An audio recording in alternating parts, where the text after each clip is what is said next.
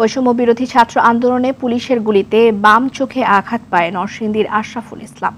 আহত অবস্থায় 12 দিন কারাবরণও করেন সরকারি কলেজের এই শিক্ষার্থী। আন্দোলনে অংশ নেয় নির্যাতনের শিকার হয় তার পরিবারও। শত বাধার পরও শেখ হাসিনা সরকারের পতনে অংশ নিতে পেরে নিজেকে ভাগ্যবান মনে করছেন তিনি। নরসিংদী থেকে নূরে আলম রনির তথ্যছবিতে বিস্তারিত জানাচ্ছেন ইমরুল কায়েস।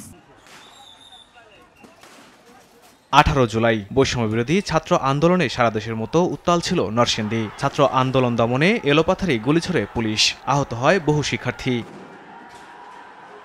তাদেরই একজন নরসিংদী সরকারি কলেজের এইচএসসি পরীক্ষার্থী আশরাফুল ইসলাম। সেদিন বন্ধুদের সঙ্গে যোগ দেন বৈষম্য বিরোধী ছাত্র আন্দোলনের মিছিলে। চোখের সামনে পুলিশের এলোপাথারি গুলিতে এক শিক্ষার্থী গুরুতর আহত হলে তাকে উদ্ধার করতে গিয়ে বাম চোখে গুলিবিদ্ধ হন তিনি। পরে কোনো মতো চিকিৎসা নিয়ে বাড়ি ফিরলেও পরের দিনই পুলিশ তাকে তুলে নিয়ে যায় থানায়। 2 মামলায় তাকে 12 দিন কারাবরণ করতে হয়। আমার বাসায় পুলিশ আসে, পুলিশ এসে আমাকে মারধর করে এবং আমাকে এই যে 19 তারিখ জেল ভাঙার এই মিথ্যা মামলায় আমাকে তারা নিয়ে যায়।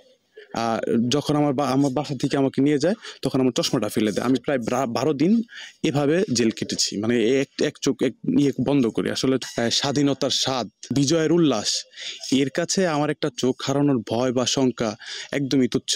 ছেলে আন্দোলনে যাওয়ায় পুলিশের হয়রানি ও আওয়ামী লীগ নেতাকর্মীদের নির্যাতনের শিকার হয় দিনমজুর মা বাবা।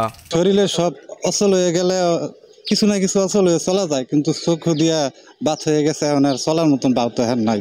বাংলাদেশের প্রত্যেকটা ছেলে মেয়েরে যুব সমাজটা নষ্ট করে দিছে, কেউ পঙ্গুত্ব দিছে, কেউ অন্ধত্ব হয়েছে, কেউ মারা গেছে। আল্লাহর কাছে কই আল্লাহ প্রত্যেকের মনে শান্তি দেন, প্রত্যেকের ছেলে মেয়ে যারা জীবিত আছে তাদেরকে যেন সরকার সহায় করে। আন্দোলনে গুলিবিদ্ধ আশরাফুলের উন্নত চিকিৎসা সহ অসহায় পরিবারের জন্য সরকারি সহযোগিতা চান স্বজনরা। তার সাথে যে অমানবিক আচরণ করা হয়েছে তার সুষ্ঠু তদন্ত করে আমরা তার বিচার চাই। সরকারের কাছে দাবি জানাই যে ওদের দিকে সরকার যাতে সহযোগিতার হাত বাড়ায়।